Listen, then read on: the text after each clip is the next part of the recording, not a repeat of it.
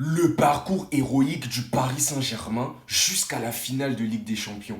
Comment en sommes-nous arrivés là? Aujourd'hui, on revient sur le parcours héroïque du Paris Saint-Germain, match après match, jusqu'à cette finale tant attendue qui se jouera le 31 mai. Avant de commencer, petite question. Est-ce que tu penses que le Paris Saint-Germain peut remporter sa première Ligue des Champions le 31 mai? Parce que moi, ma réponse est oui. Parce que avec tout ce que le Paris Saint-Germain a montré, ils ont toutes les armes nécessaires pour aller mettre à terre cette équipe de l'Inter à l'Allianz Arena en Allemagne, bien sûr. Donc c'est déjà un stade où plusieurs équipes, je crois 4, ont déjà eu leur première Ligue des Champions. Et pourquoi le Paris Saint-Germain n'aurait pas ce droit? Déjà pour cette phase de Ligue, le Paris Saint-Germain avait déjà très peur. Les dirigeants, les supporters avaient très peur. Parce que le classement avait l'air très compliqué. Les équipes qui avaient été tirées pour le PSG avaient vraiment l'air de faire peur, en fait, si je peux dire ça. Parce qu'il y avait le Bayern, il y avait Arsenal. Voilà. Et le Paris Saint-Germain avait peur. C'était vraiment compliqué pour le Paris Saint-Germain. Mais le Paris Saint-Germain est actuellement en finale de Ligue des Champions. Après avoir surmonté toutes ces équipes, après avoir eu un parcours qui a fait peur, le Paris Saint-Germain a frôlé l'élimination. C'est le 18 septembre 2024 que le Paris Saint-Germain fait son entrée en Ligue des Champions en accueillant Gérone au Parc des Princes. Et c'est un match où les Parisiens sont quand même très réticents parce que Gérone a fait une très belle saison 2023-2024. C'est une équipe qui a eu à s'imposer en Liga, qui a tenu tête au FC Barcelone. Donc, Gérone n'est pas une équipe à prendre à la légère à cette période-là pour les Parisiens. Mais heureusement, les Parisiens ont tout donné sur le terrain parce que cette phase de Ligue, il faut prendre tous les points nécessaires. Le Paris Saint-Germain s'est imposé 1-0 dans un match qui était quand même très compliqué parce que les Parisiens étaient quand même dans leur match. Ils ont eu la possession, ils ont dominé le match. Mais la finition était le problème majeur du PSG à cette époque-là. Mais heureusement, Nuno Mendes a eu une vision. Nuno Mendes a été inspiré pour aller mettre une frappe qui est passée sous les pieds du gardien de Gérone. Donc c'est grâce à Nuno Mendes que le Paris Saint-Germain prend ses 3 premiers points face à Gérone. 1er octobre 2024, le Paris Saint-Germain va jouer son deuxième match de phase de Ligue de la Ligue des Champions. Ils vont se déplacer en Angleterre pour aller affronter Arsenal.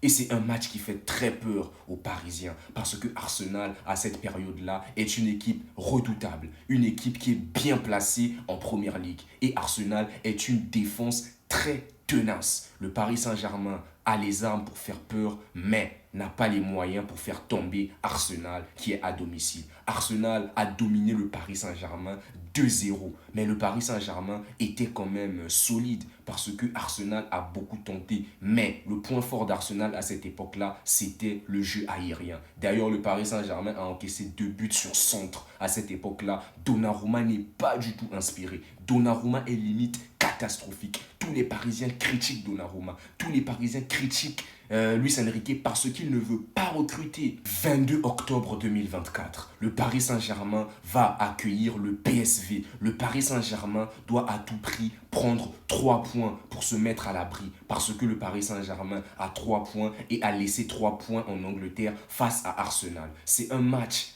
très compliqué car le Paris Saint-Germain n'a pas pu faire tomber le PSV. Le Paris Saint-Germain a dû se contenter d'un match nul et a juste pris 1 point. Un point qui est quand même important parce que dans cette phase de Ligue, c'est mieux de prendre 1 point que de prendre 0 point. Mais le Paris Saint-Germain aurait voulu prendre 3 points parce qu'il y avait des adversaires plus forts qui arrivaient. En parlant d'adversaires plus forts, le 6 novembre 2024, le Paris Saint-Germain accueille l'Atlético de Madrid qui est en bonne phase en Liga, qui est en train de terroriser plusieurs équipes en Liga, qui est sur une série d'invincibilité qui fait peur. Mais le Paris Saint-Germain pense avoir les armes pour prendre 3 points face à cette équipe de l'Atlético. Mais malheureusement, le Chulismo ne meurt jamais. Le Chulismo a fait très mal au Paris Saint-Germain à la dernière minute parce que le Paris Saint-Germain croyait prendre 3 points.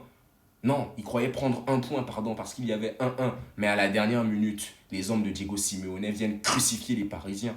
Le stade était éteint. Les Parisiens ont cru à une élimination parce qu'à cette époque-là, il y avait encore le Bayern qui arrivait, Manchester City. Les Parisiens n'avaient plus d'espoir. Les Parisiens comptaient prendre 3 points face à l'Atlético, mais mission impossible. Les Parisiens sont sur 4 points en phase de ligue et ils sont pas trop bien placés par rapport à des équipes qui sont très haut au classement. Et le 26 novembre 2024, les Parisiens vont se déplacer en Allemagne pour affronter le Bayern Munich. Une équipe qui fait très peur, une équipe qui a toujours fait mal au Paris Saint-Germain, notamment en 2020, en finale de Ligue des Champions. C'était la première finale du Paris Saint-Germain. Mais cette équipe du Bayern fait toujours très mal au Paris Saint-Germain. Et ça a été le même score que le score de la finale de 2020.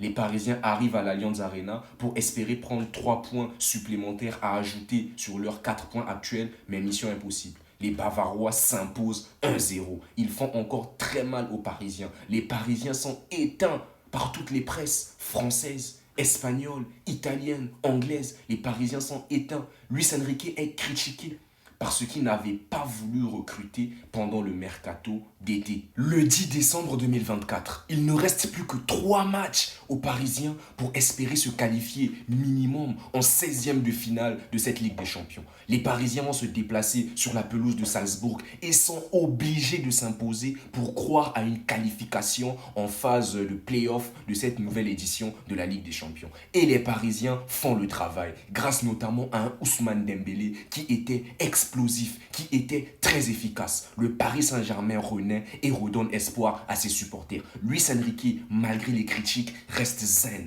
reste concentré et croit à l'effectif qu'il est en train de bâtir. Parce qu'il faut le rappeler, en début de saison, les Parisiens, la direction parisienne a toujours dit que le projet principal, c'est la construction d'un effectif jeune sur laquelle on peut compter sur les années à venir. La Ligue des Champions, remporter la Ligue des Champions n'était plus l'objectif majeur du club. Donc, après s'être imposé 3-0 sur la pelouse de Salzbourg, les Parisiens ont de nouveau espoir et doivent désormais affronter Manchester City, qui est une équipe qui fait quand même peur parce que c'est l'un des géants de la Première Ligue. Mais Manchester City est dans une sale période. Donc c'est le 22 janvier 2025 que les Parisiens accueillent Manchester City pour espérer avoir 3 points qui seront très importants pour la suite de cette Ligue des Champions. Parce que si les Parisiens perdent, ils perdront aussi tout espoir de continuer en Ligue des Champions. Et Manchester City fait très mal aux Parisiens. Manchester City met un coup de massue aux Parisiens en les menant 2-0. Mais c'est pas fini. Luis Enrique a le regard vif sur le banc. Luis Enrique croit en son effectif. Et leur effectif parisien a fait le travail. L'effectif de Luis Enrique a fait le travail. Parce que menés 2-0, les Parisiens se sont imposés à la fin 4-2 grâce à des exploits de Dembélé, de Barcola. Cette équipe a montré qu'ils avaient tout pour continuer dans cette compétition. Et le Paris Saint-Germain l'a fait. Le Paris Saint-Germain a déjà un pied en phase de play-off de cette nouvelle édition de la Ligue des Champions. Mais il faut quand même bien terminer le travail. Il faut se déplacer à Stuttgart et il faut absolument gagner parce que tous les derniers matchs de cette phase de la Ligue des Champions se jouent en même temps. Et les Parisiens étaient obligés de consolider leur qualification en battant Stuttgart. Et les Parisiens l'ont fait. Ils se sont imposés sur la pelouse de Stuttgart 4-1. Et Ousmane Dembélé, toujours présent. Ousmane Dembélé, nouveau moteur de ce Paris Saint-Germain. Donc, avec ces résultats de phase de Ligue, les Parisiens sont qualifiés pour des playoffs et attendent le tirage au sort. Leur tirage est quand même bien, leur tirage est propre. Pour une fois, les Parisiens ne vont pas trop forcer parce qu'ils sont tombés sur Brest. Et les Parisiens, pendant cette phase de play-off, ils ont marché sur Brest. Match aller. Les Parisiens frappent Brest 3-0. Les Brestois, les Bretons, y croient toujours. Ils croient qu'ils peuvent se qualifier. Mais le Paris Saint-Germain au match retour met un coup de massue à Brest en les frappant 7-0. Avec un score cumulé de 10-0, les Parisiens font désormais très peur. En éliminant Brest, les Parisiens sont qualifiés pour les 8e de finale. Mais il y a quand même une grosse peur parce qu'il faut affronter soit le FC Barcelone qui est à cette période-là très dangereux, ou Liverpool, qui est l'actuel premier de la phase de Ligue de cette Ligue des Champions, qui est également premier en première ligue. Donc les deux équipes sont coriaces et le Paris Saint-Germain n'est pas du tout favori contre le FC Barcelone ni Liverpool à cette période-là. Mais les tirages sont faits, les Parisiens sont tombés sur Liverpool, l'actuel favori de cette Ligue des Champions. 5 mars 2025, les Parisiens doivent faire le taf pour espérer se qualifier en quart de finale de Ligue des Champions en accueillant Liverpool. Liverpool arrive et propose un jeu qui n'était pas du tout attendu par les Français parce que Liverpool vient et veut jouer bloc bas. Parce que les Parisiens poussaient trop, Liverpool joue bloc bas comme une équipe de Ligue 2, mais les Parisiens poussent. De la première à la 90e, les Parisiens dominent le match avec une possession de plus de 70%, avec un nombre de tirs impossible à calculer. Parce que les Parisiens ont tenté, mais sans jamais trouver une entrée. Ça me fait rire parce que ce match-là, Alisson était monstrueux, les gars. Alisson était un mur pour les Parisiens. Comme le foot est cruel, Liverpool marque à la dernière minute. La dernière minute, Elliott rentre de nulle part, il sort de nulle part, il vient, il marque un but. Les Parisiens prennent un coup de massue. Alisson est extraordinaire. Alisson râle en disant que voilà, c'est le plus beau match de sa carrière. Alexander-Arnold crie dans les stades du Parc des Princes en disant voilà, c'est la Farmers League. Vous ne pourriez rien faire contre Liverpool. On vous attend chez nous pour vous éliminer. Mais les Parisiens gardent la tête froide. Vitinha est calme. Il dit aux journalistes on va faire le taf. Aujourd'hui, on a bien joué. On va aller en Angleterre et on va se qualifier. La mentalité parisienne est claire. Luis Enrique est calme parce que tout a marché pendant ce match malgré le but qui fait très mal. 11 mars 2025, les Parisiens doivent aller continuer le travail qu'ils ont commencé en perdant au Parc des Princes. Ils arrivent en Angleterre, il y a une grosse pression, mais les joueurs, on les sent calmes. On sent Désiré Doué calme, on sent Barcola calme, on sent Dembélé calme. C'est un match magique pour les Parisiens. Parce que dès les premières minutes, les Parisiens montrent qu'ils veulent se qualifier. Les Parisiens montrent leur envie de ne pas rester. Liverpool est calme aussi. Liverpool a un but d'avance. Liverpool pense que cette défense va faire une erreur et ils vont mettre le coup de massue. Mais non, Dembélé exceptionnel. Barcola passeur sur une passe qui casse la ligne défensive. Dembélé passe par un trou de souris pour faire mal à Alisson. Et pendant ce match retour-là, Donnarumma est monstrueux. Donnarumma a reçu beaucoup de critiques au match aller à cause de sa performance naze. Parce qu'il y avait juste à faire un arrêt, mais Donnarumma n'a pas pu faire cet arrêt. Donc il était beaucoup critiqué. Mais au match retour, Donnarumma répond présent. Et Alisson ne répond pas présent. 1-0, les Parisiens vont en prolongation. Rien ne se fait, il va falloir tout jouer au tir au but. Pas de pression pour les Parisiens. Il y a quand même beaucoup de jeunes qui n'ont pas d'expérience au tir au but, mais pas de pression. Tous les Parisiens sont concentrés. Tous les Parisiens marquent leur tir au but. Donnarumma exceptionnel. Il sort les tirs au but importants pour Liverpool. Donnarumma, c'est lui d'ailleurs l'auteur majeur de cette qualification des Parisiens, même si c'est Donnarumma qui a eu à encaisser un sale but au match aller qu'il n'aurait pas dû encaisser, mais il s'est fait pardonner. Il s'est rattrapé en arrêtant des tirs au but qui n'étaient pas du tout faciles à arrêter parce qu'il y avait des joueurs expérimentés. Mais Donnarumma a gardé son sang-froid. Et derrière, c'est Désiré Doué, un jeune. On le croyait peut-être pas capable de marquer ce dernier penalty du Paris Saint-Germain qui les a qualifiés. Mais Donnarumma a encouragé Désiré Doué. Il lui a dit un mot dans l'oreille. Désiré Doué a pris le ballon sans pression. Il pose, il frappe, il bat Alisson. Et les Parisiens sont en quart de finale de cette Ligue des Champions. Chose que personne n'attendait. Les Parisiens éliminent le favori de cette Ligue des Champions. Et la suite est connue. Les Parisiens vont devoir affronter Aston Villa, qui est quand même un adversaire moins coriace que Liverpool. Sur la saison en cours, Aston Villa, c'est pas comparable à Liverpool. Donc les Parisiens sont calmes, les Parisiens sont détendus et les Parisiens savent qu'ils vont se qualifier pour les demi-finales de cette Ligue des Champions. Le travail commence le 9 avril. Les Parisiens vont recevoir les joueurs d'Aston Villa au Parc des Princes. Les joueurs d'Aston Villa pensent qu'ils peuvent faire quelque chose avec leur gardien Emiliano Martinez, qui est beaucoup détesté en France. Ce gardien d'ailleurs qui avait déjà chambré les Français, les Parisiens en disant qu'il allait faire mal à cette équipe. Mais non, ce jour-là, c'est pas son jour. Aston Villa ouvre le score derrière. Malgré leur jeu bloc bas, ils ont pu contrer. Faille, mauvais retour de Nuno Mendes. Pas de souci, calme. Les Parisiens répondent. Les Parisiens répondent. Les Parisiens répliquent. Toujours avec un Ousmane Dembélé très fort, décisif, qui pousse son équipe, qui décroche, qui est toujours bien placé.